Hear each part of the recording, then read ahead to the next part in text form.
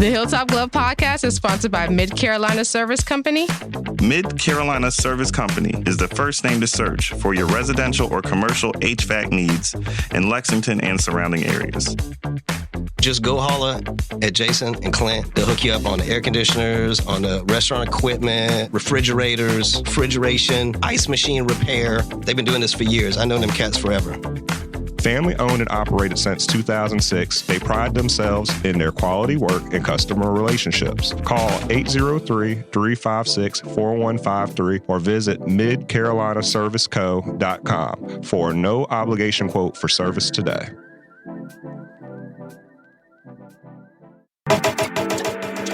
The Hilltop Glove Podcast is sponsored by True Brilliance Entertainment. True Brilliance is a production, promotions, and management company dedicated to connecting artists and producers across the Carolinas to music industry professionals. Several of their clients have placements both domestic and internationally as a result of their services. Are you an artist or producer looking to build meaningful relationships within the music industry? Then True Brilliance is for you. Check them out at paramilitary.com. That's spelled P-A-I-R-A military.com. This episode of the Hilltop Glove Podcast is sponsored by Bob's. Bob's is a Columbia-based retailer of over 100 Black-owned products from 20 Black-owned businesses. Bob's offers a wide range of items from household cleaning, cosmetics, and everything in between. With every visit to Bob's, you support Black-owned businesses, giving them the opportunity to grow and establish connections with our community. Bob's is located inside the Noma warehouse at 2222 Sumter Street in Columbia, South Carolina. Visit their website, weshopbobs.com for in-store pickup or to find out more. Bob's can also be found via social media on Instagram, Facebook, and TikTok at weshopbobs. When you stop by, tell them the Hilltop Glove sent you. Bob's brings quality Black brands to the Columbia community. The Hilltop Glove Podcast is sponsored by Red Rooster Sports Bar and Grill. Red Rooster is your neighborhood bar and grill serving the best wings, burgers, and baskets in the Met. Like the amazing food, the bar is always on tap, and there's plenty of screens to watch the big game. Red Rooster is the Midland's premier meetup spot for local car and bike clubs, fraternities, and sororities. Staff is dedicated to accommodating all kinds of parties and events. If you're looking to catch a game, have a bite, and a drink, look no further than the Red Rooster. Red Rooster is located at 7500 Wilson Boulevard, Columbia, South Carolina. For more information, visit redroostersportsbar.com or visit them on Facebook and Instagram at Red Rooster Sports Bar. Go where the winners go.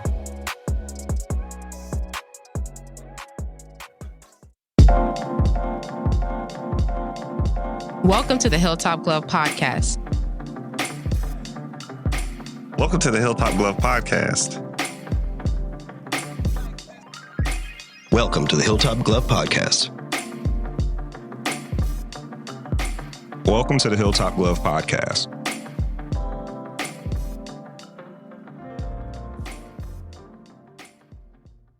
Hey everyone, welcome back to another episode of the Hilltop Glove Podcast. Today we have the pleasure of interviewing Dooozy. Hi. How are you? I'm good. How are you? Doing good. Thank you for joining us today. No problem. Thank you for having me. So Dooozy is an artist born in Connecticut, but residing in Columbia, South Carolina. And she changed her name after hearing Justin Timberlake's Suit and Tie. If you guys heard that song, he refers to her as a doozy when she does it. Dooozy meaning bizarre and unique. But the difference between her, she added an extra O. So Dooozy with 3 O's. Yes. Can't forget the third O. It was really hard finding you on social media. And I was like, 3 O's. Okay. Exactly. Dooozy. Exactly. That's a doozy. How are you today? I'm doing well. Just, living. Right. Aren't we all? Right. So can you tell the people a little bit about yourself so they can get a little bit about your background, your upbringing? Sure. So like you said, I was born in Connecticut. I stayed there for half of my life. I have the pleasure of having both my parents in my life. They've been married for 25 years. Yeah. So then they started a donut company. And so we all work there as of right now, downtown Lincoln Street. And, I've always had like pretty strict parents, but also very, very, very supportive. So they're 100% supportive of what I do and my dreams and aspirations in life. So I'm truly blessed for that as well. We've always been like a family who, you know, as long as we see you try, my mom always says, as long as I see you trying to, do or be whoever you want to be, they're going to be 10 toes behind you, no matter what it is. Dope. So we've always been a pretty creative family and a pretty busy family, I should say. But, growing up, I can't lie. It was one of the people who were blessed to be in a family where, it wasn't really hard. We've always been kind of loved and taken care of and, just well-rounded overall. So no complaints there as far as my parents go. But I had a pretty good upbringing and nothing really major or anything like that. So I'm just truly blessed overall. That's the most I can say. Truly blessed. Good. Do you have any siblings? I do. I have 2 sisters. I have a younger sister who is 20. She just turned 20. And I have an older sister who's 28. And they're truly my best friends. Or just all girls? All girls. Mm-hmm. All girls, no boys. Okay. Wow. Y'all ain't get no brothers. No brothers. I feel sorry for my dad. Oh, that's true. That's true. Could you give us a little bit more information about the business that your parents run? Yeah. So we started about 13 years ago when we moved to South Carolina, pretty much. And how it happened was my little sister's always been a fan of the fried mini donuts that you can get at the flea market. Yeah. So, in the fair. Yeah, in the fair. So like she's always been like a huge fan of those. And so my dad, he came up with the idea of maybe, I should buy a machine and see how it goes. And so he took a chance, bought one machine, and we started over a tent, and we would do under a tent, I'm sorry. And we would do like church events mostly and, little things like that. We would sit up under that tent for hours and hours and hours and wouldn't make any money, but we stayed consistent and, staying consistent really worked for us. And then my mom got on board. She quit her job and we just started doing it full time. And we went from under a tent to like a trailer, from a trailer to a truck, from a truck to the brick and mortar. So right now we still have a location in Winsboro, South Carolina. We're just not opened yet. And then we have the shop now in downtown Columbia on Lincoln Street that's open almost every day. And then we still run the trucks too. My little sister pretty much is in charge of all the flavors. So all the crazy flavors that you see, she usually comes up with them. And she's in charge of the media too. So she does like the reels and the picture taking. And then my older sister, she's more of like marketing, branding. And then I'm more of like the hands-on. So I make sure everything in the shop and on the trucks are going well. And my mom is more so the booking. She makes sure that we know where we're going and if we have an event this day or this day and who's working what. And then my dad is pretty much the muscle of it all. So he's like moving generators, he's fixing problems, he's doing like the maintenance man for the most part. So we all have like our special, techniques that we use within the business. So it works out well. Did y'all sit down and figure that out, or did it just kind of happen that way? It just kind of happened that way. We had to figure out how we were going to be able to work with each other without getting angry with each other. So we just figured out what and who does what the best and just kind of stick them to that one section. So that's pretty much what we try to do. Man, I've been seeing the truck around town too. Mm-hmm. Nah, I need to get myself up to that brick and mortar, get me some donuts, man. Cause yes. I kept talking trash about every time I try to go get donuts from y'all. Y'all have a line so long. I've been waiting for 30 minutes trying to get one of them donuts. I said, you know what, man? When they open the store, I'm going to go get it. So I will stop by and pick me some donuts up. But please do. That is so interesting. Now, I have to ask this, since your family did that and you all have that, marketing, branding mindset, business, pushing forward, et cetera, does that affect the way that you handle yourself as an artist and the way that you work on your branding and moving yourself as an artist through the industry? I'm not going to lie. It gets hard. It does get hard because, one thing that a lot of local artists forget is that with being a local artist comes with, you have to support others. Like you have to get out there and support other local artists too. And like that breaks my heart when like work gets in the way of that. That's probably like the number one thing that bothers me. But like I said, my parents are completely, supportive of what I do. So if I have a show or I have somewhere else to be because of music, they're 100%, okay, we're going to try to make it happen without you. We just have to go ahead and do what we have to do to make sure that, we're still good without you, but you need to go. You need to go. Like, it's never I don't think you can go because you need to work. It's never that. So it just really gets in the way of when I'm trying to support other local artists in Colombia, and I can't because I have to work or things like that. But for the most part, they make it as easy as they possibly can. Wow, that's good, man. It's good to have that support. Yeah. See, these are things, and this is again why we do the podcast, to learn how to adult. These are things that I'll have to do with my children. I'm going to make sure I'm not stepping in their way or keeping them from getting to where they need to get to. And I know, especially as millennials, I know our parenting styles are going to be way different from parents in the generations before us, but the good stuff that they did, we need to continue to do it. And so, man, I think that's dope, man. That makes my day. I like hearing stuff like that. Thank you. And then go ahead. My fault. I'm up here talking to you. That's what the podcast is, bro. I know, man. My fault. I don't keep talking, but I heard somebody make a breath, so I was like, let me wait. Let me leave some air real quick so they get some cheese. Well, I was just thinking like so. I mean, obviously you have other employees, and it's not just a family. Unfortunately, no. Really? We actually have a guy starting today.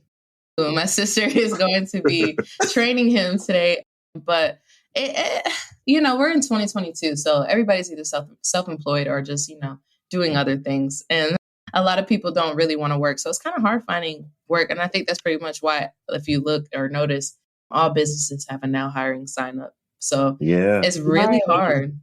Yeah, it's ridiculous. Mm-hmm. And I've heard a lot of people saying that people don't want to work now. And I think that's just like some verbiage that's been put out there. Yeah. Because everybody I know is working. They just might be doing Grubhub or something like that. They just don't want to work for the man anymore. Exactly. They want to be self-employed. Speak on it. That's what it is. Like Mike you said, always thinks of the schemes. What's the scheme up? He said, what's the scheme? What's the scheme? I think it's fake that they're putting everybody's putting now hiring signs up. No. You can't get real. people to work at restaurants now. You can't. But if you've ever done restaurant work, you know exactly why. Especially if it's for a corporate entity or somebody that just doesn't give a shit about you. Mm-hmm. Nah. I'd much rather work elsewhere. No, and you know what's funny about that too? I got to tag on to what Mike said. Because anytime you especially on the wall of on Facebook, right? You'll notice somebody will post something about a job, right? Or someone hiring. Or it'll be a news article, maybe off the WLTX or WS or whatever. And there's always somebody gets up there that's like, well, you gave people these checks and nobody wants to work. Right. But that's the verbiage that's being put out there. And then once you hear it, everybody just repeat it. And then it's all, I'm in the hardware store the other day trying to fix my thing. And there's just some old guys sitting there arguing about, oh, you can't get anybody to work now. Everybody get these checks. You get $800 a month for this. I'm like, well, you ever tried to live off $800 a month? You can't live off $800 a month. That's not, no. Everybody working. They just ain't working where you want them to because you ain't paying enough. Yes. Exactly. And like I said, people are taking that power into their own hands and realizing what their worth is. They're like, hey, I can do the same thing for myself. And I tell people all the time, even if you work in a corporate structure, it's not wrong with that. But I remember working if you got to do what you got to do to feed the people. I tell people as long as, because it's better than selling drugs or, other things that you could do, so other things you could do. In a sense. Yeah, in a sense, if you got to go flip a burger patty, if that's what you got to do to feed your family, right? Mm-hmm. But at the same time, realize that you are helping somebody else to build their dream and not working on your dream. So you still have to make time for your own dream. And that's why I like how she explains that. Her parents, they understood it. Like, yeah, you got to do this or that. But, when it's time, go out and go do your thing.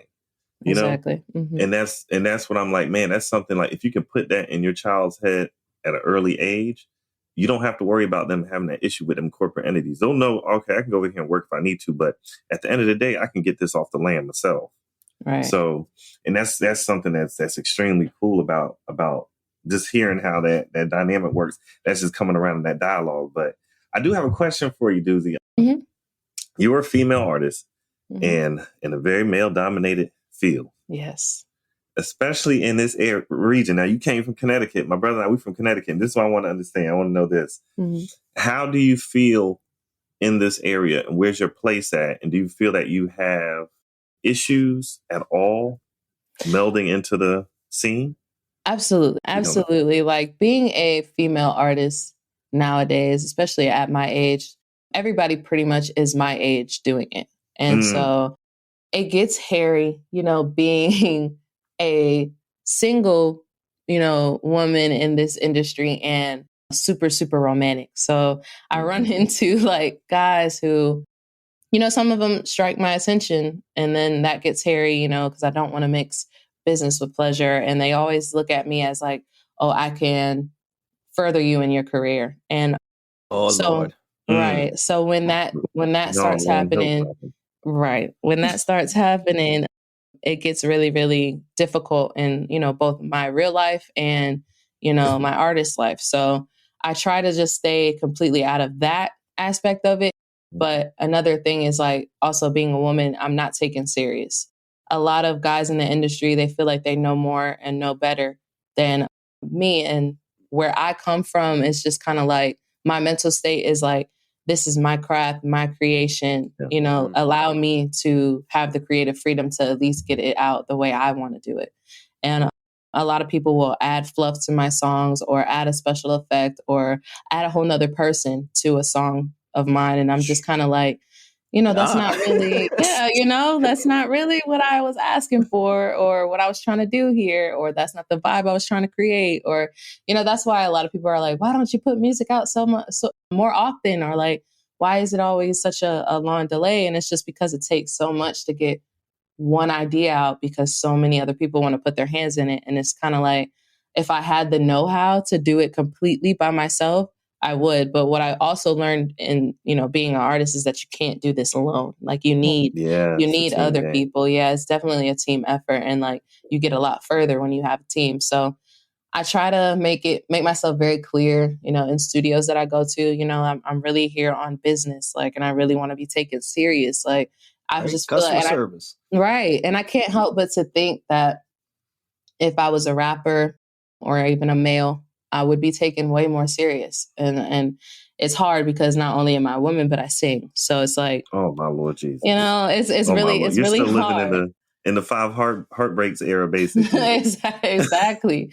And it's just kind of like, I don't know. I try my best to do as much as I can by myself and stick to the same people who've, been there for me and worked with me and helped me.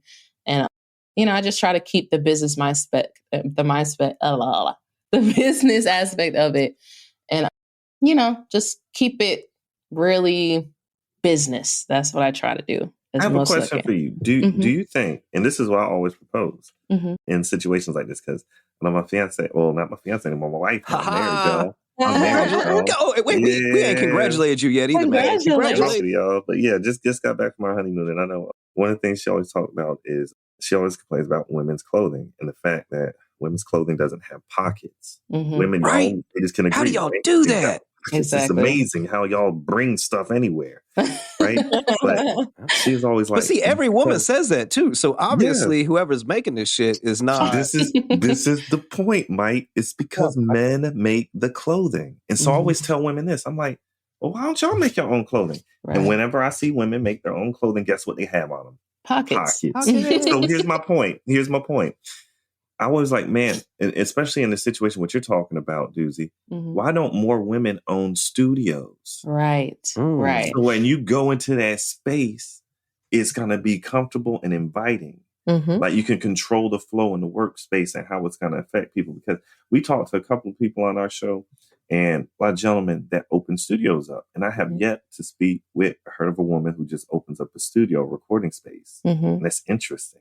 And, I was thinking about that. And, of course, I come from a business family. So what I want to end up doing for my end all be all is what I call it.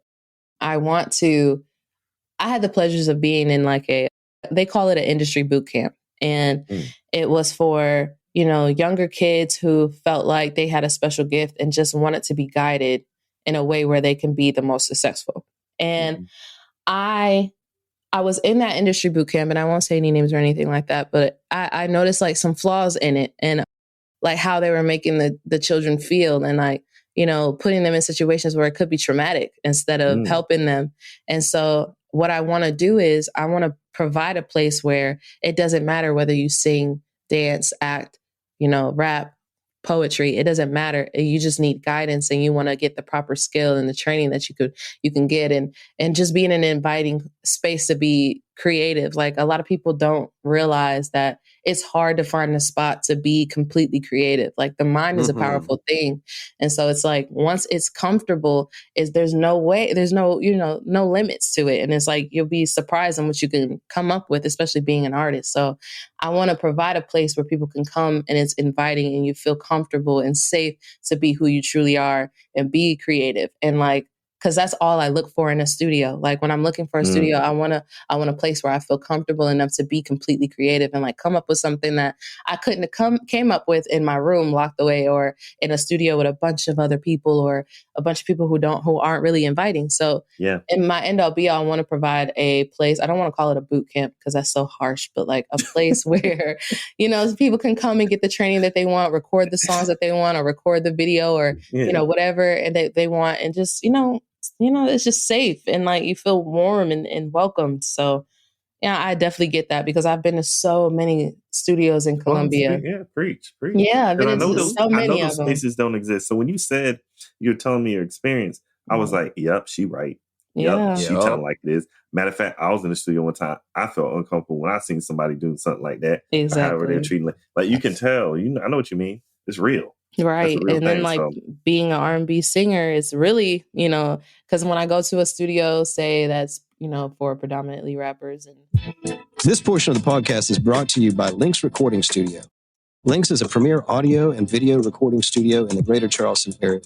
With 4 completely different booths, multiple peripherals, and 4 producers, they have the ability to service all facets of audio and video creativity. If you need to record a song, a podcast, create a demo, or even take headshots and complete drops for a Hollywood film, we've done it. Call us at 843-879-9386 or search us online at lynxrecordingstudios.com. That's LYNX recordingstudios.com.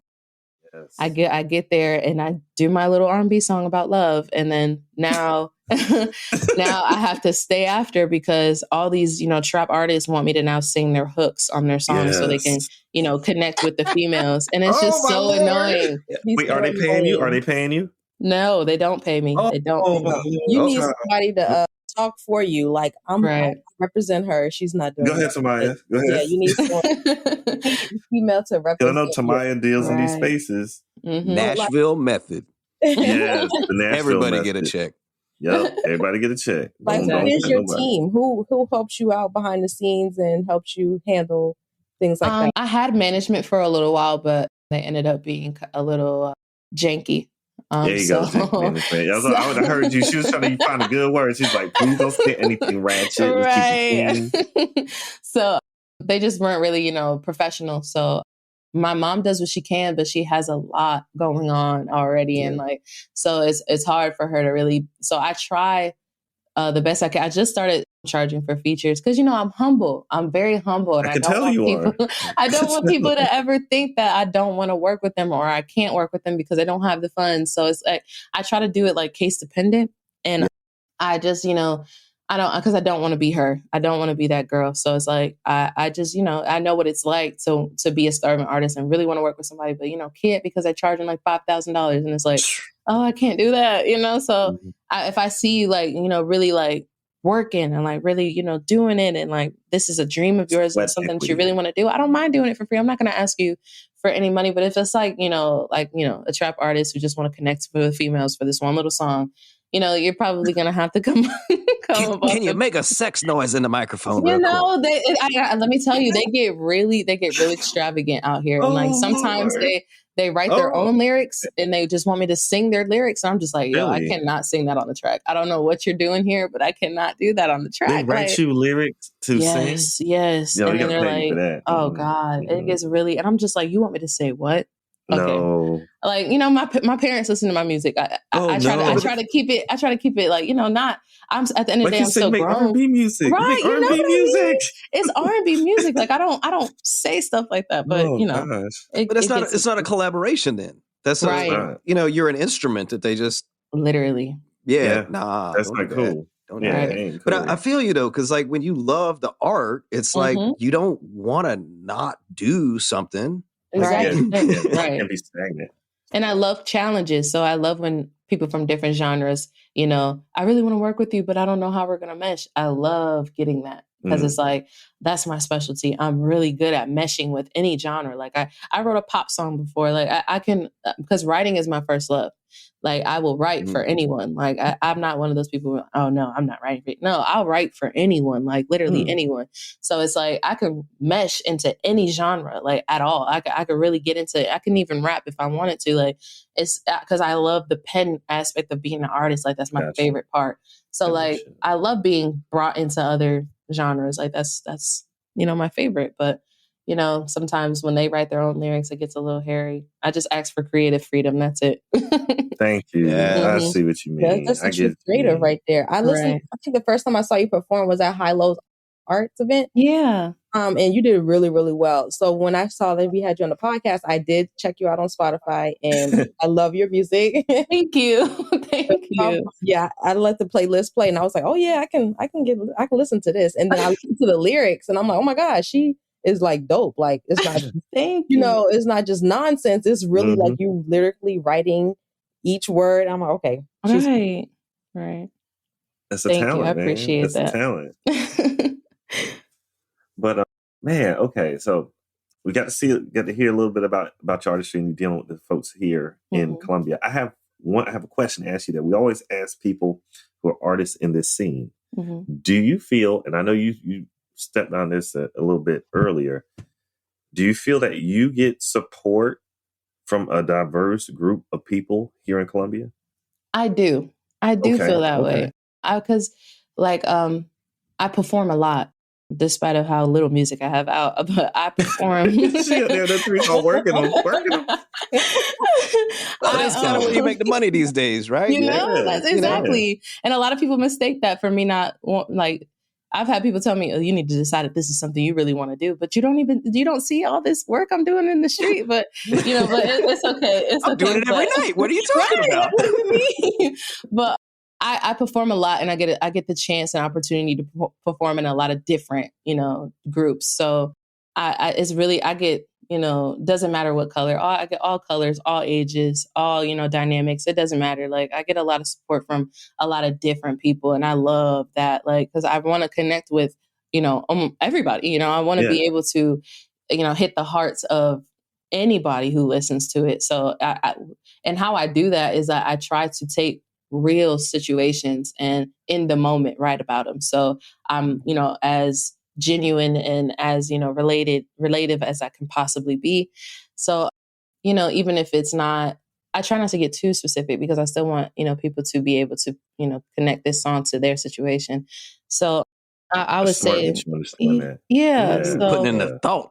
Yeah, because that's what I think about or, listen for when I'm listening to music. Like I automatically try to put this situation this song is talking about into a real life situation so that I can feel the music more, I don't know if other people do that, but that's like, something that I try to do. So when I write. That's part of the experience of art, though. That's what everybody does about whether you're reading a story or a poem or, looking at visual art. Like that's kind of what it is, right? Exactly. So like I try to make sure that I stay relative in all age groups, and I get a lot of love from the older crowd. And I think it's probably, what I get told is because of the tone that I sing in, that a lot of older people, can appreciate it. So, my dad is my biggest fan. He's a music buff. So as long as he likes it, I feel like I'm doing what I'm supposed to do. There you go. It's dope, man. And I know, let me see, we're looking great. We're looking great on time. Just want to make sure I'm not doing too much.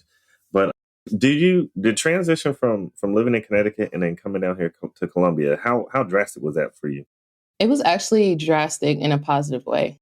Oh. When I moved here, I remember just seeing all the palm trees and the sun. And I'm just like, oh, we're definitely they palmettos now. They palmettos. Right. All right. Well, the palmetto trees. I just feel like when I first moved here, I was just like, oh, we're definitely on vacation. It took a while for it not to feel like vacation. I think once school started, it kind of stopped feeling like that. But it felt like vacation to me because, you know, Connecticut is very dark and, you know, city-like and, you know, dirty. And it's like, it's like, you know, I love my city. I do love my city, but it's just like, you know, I love Columbia and South Carolina and the South, period. It's just, you know, I can't see myself going back up north. It's not a bad place to be, is it? No, it's really not. Everybody talks so much trash, but I love it. I don't know. South, I'm not a fast pace. Like I do a lot of stuff, but when I actually think about it, when I went to New York, I was like, oh, okay, I'm ready to go home. Exactly. I like to see the stars. I like to hear the birds in the morning. Right. Silence at night. I don't want to hear somebody yelling out the window. Like, no. Exactly. Loud music at 2 a.m. No, it's not necessary. Oh my Lord. And you said that you also work with some local groups around here, right? Like, could you name some of those groups? I just want to see who it is that you're working with. We want to see if we got some crossover here. Yeah. Well, I just did a podcast with Kenneth. I don't know if y'all know Kenneth. He's a gospel singer around here, and he actually puts on a podcast. And I just did an interview with them. They were super sweet, super supportive. And I did, of course, Halo Art. They always ask me to come and perform or be a part of like they did a game show for his birthday not too long ago, and I was a part of that. It was super fun. And, you know, they always ask me to perform. So I love that. I did a couple of things with, I don't know if y'all, I think they just had it not too long ago, the annual Lemonade Day Party. Yeah. Yeah, they asked me to perform a few years back, and they were super sweet too. Once you perform with people like them, they pass your name along, and then, you know, it gets around. I also did a few things with the Comedy House. They always put on like Columbia's Got Talent or whatever the case may be. Yeah. So like I did a few competitions with them and I won, and I got the opportunity to open up for NBA Youngboy, which I thought was really cool. And yeah, so, you know, just wherever they really ask me for. But those people usually are the ones that show the most love. They always keep in contact and, you know, always want me to come out and perform. So is there anyone that you're looking to collaborate with or do a feature with, or you want to work? I really, really, really want to tap into like the female artists. I got the pleasure of meeting a female artist not too long ago.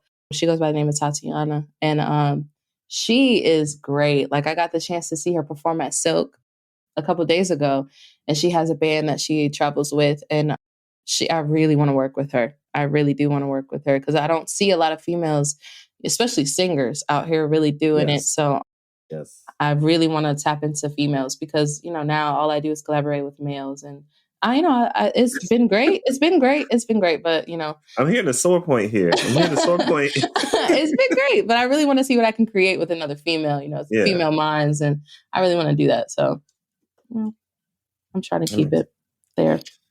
And so what current projects are you working on right now, or things that you have coming up in the future so that we can know what's going on with your calendar? Yeah. So I'm super excited. Halloween is my favorite holiday. And obviously, because I'm really theatric with I can tell, the way I dress and things like that. So like, I love costumes. So Halloween is definitely my favorite holiday. So this Halloween, I decided that I wanted to provide a spot where local artists can come and perform, showcase their talent. That's always been my first love. I love to see people come out and showcase their talent. So I got with my mom and my dad, and we set up a date. We're actually going to do it on Halloween, and I'm going to put on like a little spooky concert for people to come and, you know, eat some donuts and get some coffee and maybe, you know, I'm showing up. The city, y'all doing it at the shop? Yeah. Oh, that's awesome. Yeah. Yep. We're going to prop the doors open, and so the whole street can hear the music. And I just want people to come out and get some donuts, get some coffee, chill out, and like really, you know, catch the vibe that I'm trying to put on. So I have that. And then I know for Valentine's Day, I want to do a virtual concert with my band. And I want to do it like a live recording and just kind of like, because I had not last Valentine's Day, but the Valentine's Day before that, I dropped my first like mini project, which was called The D. And it Mm-hmm. was generated for Valentine's Day. So it's like love songs, sex songs, things like that. And I want to come out with another one. I want to do volume 2 because I promised people volume 2. And I want to do a volume 2. So I want to release the volume 2 with a live show for it. And so just so people can, you know, tune in anywhere. So you don't have to physically come out and see it. Yeah. So I'm going to do that. And those are the 2 things that I'm pretty much mainly working on right now.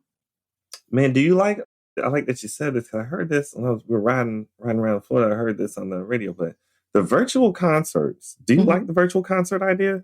I like it for uprising artists. I feel like I wouldn't really enjoy it for like an artist that I'm looking up to, because I've been to many, many concerts, and being in the space is a lot different than being at home watching it. I feel There's like an energetic spirit there. Exactly. Like getting to know an artist, I feel like the virtual is perfect because it's really, you know, you could be as intimate as you want to be, and you could really study them and like what they're doing. You could even like, hopefully they'll even say something about the song, maybe tell you what it was about, or what they wrote about, or whatever the case may be. You could really get to know the artist in situations like that. And so that's probably why I really wanted to do that. I want to be able to talk to my audience and like really have a conversation. Okay, I wrote this song about, and this is how I was feeling when I wrote it. Like, that's what I want to do. So they can really get to know who I am. Because I think a lot of people take social media and kind of run with it and have this, they have this perspective of me, and it's kind of like wrong.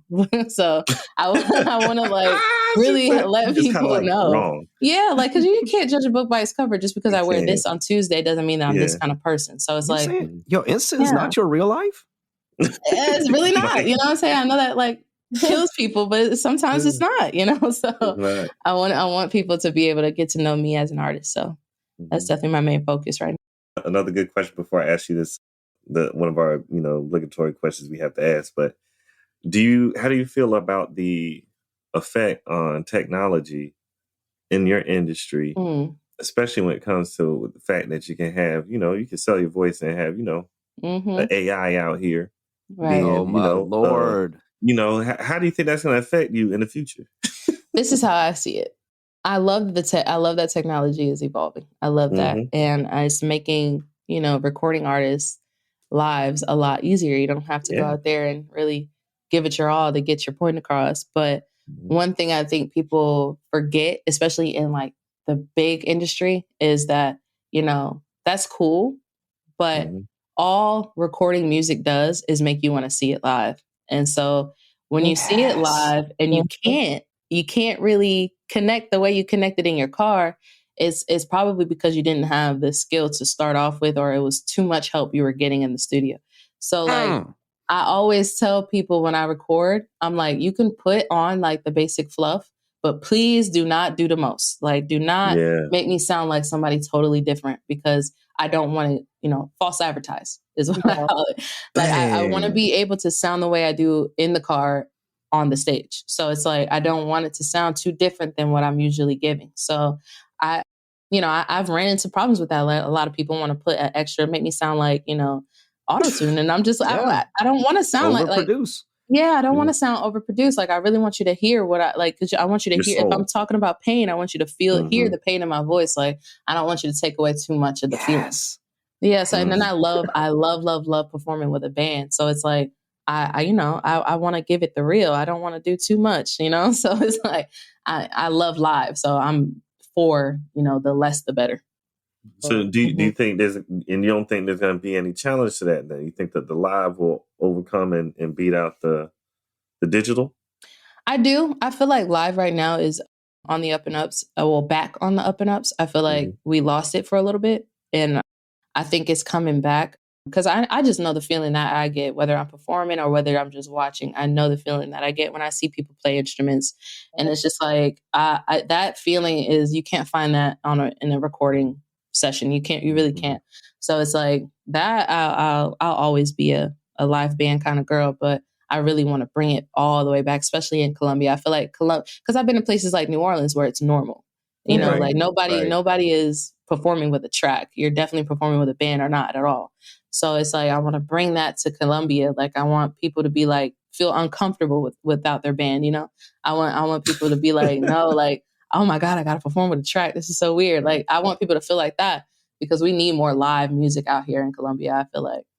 Well, even hip hop, it used to be a live DJ because that feedback between the performers and being able to modify and feed off the crowd and turn it up when you need to, like that's the art. Faders, exactly. And I love to feed off the crowd. That's something that I've been told that I'm good at, is like crowd control. I love feeding off the crowd. Like I'm definitely like trying to get you to, even if you don't know any of the words, I still want you to have a good time. I'm trying to get you to clap your hands, like bob your head, something. Like I want you to feel it. So I definitely get that.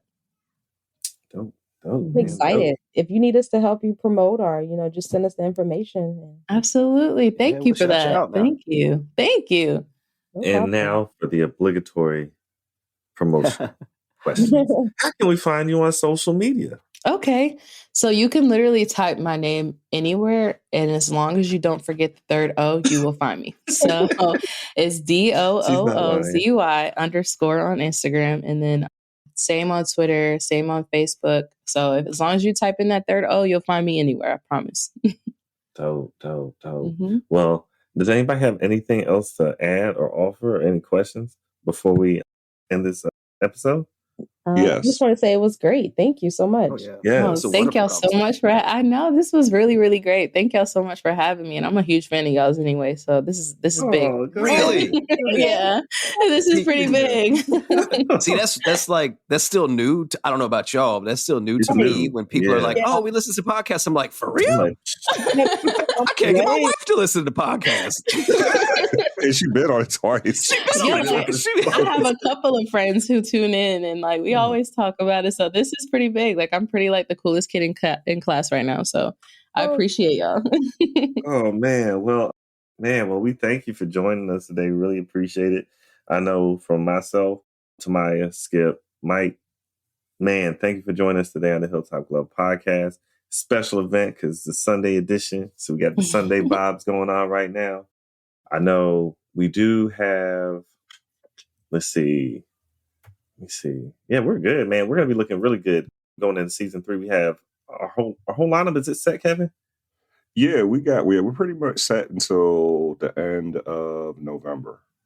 Excellent. Yeah, so we're going to be rocking and rolling, man. So Dooozy, continue to tell your friends to listen to us. Absolutely. And we will support them back. Make sure they follow us. We will follow them back on the social media. But other than that, man, I want everybody to go out, have a great day today. Make sure you say you love people around you. Other than that, man, peace, love, and chicken grease. Bye. Donut grease. Donut grease. Right. Peace, love, and donut grease. Thank you for joining us on the Hilltop Glove podcast. Peace.